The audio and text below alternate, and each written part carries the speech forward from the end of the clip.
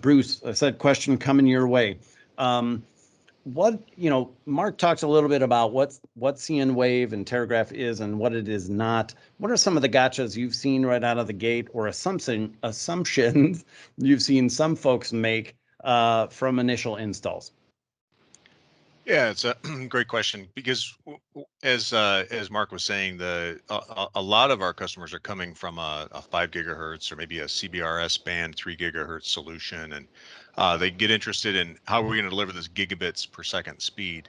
So there's a couple of clear things that you have to take into account. You have to take into account this is absolutely a line of sight situation. So it's short ranges, absolute line of sight, but multiple gigabits per second.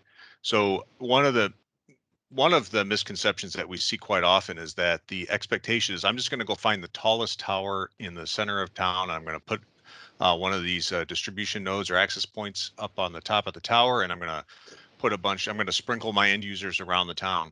And really, the Terragraph topology and technology and then the way cnWAVE is implemented as well is it really cries out for a distributed architecture where you have a mesh of distribution nodes spread across the coverage area that have line of sight to each other.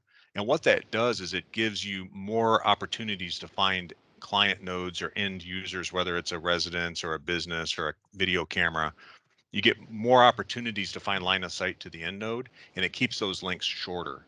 So we really see people looking at, we really look at the trade-off between a traditional micropop architecture where I have a access point in a hub and spoke versus a distributed mesh. So I think that's one of the key things to think about with 60 gigahertz and cnWAVE.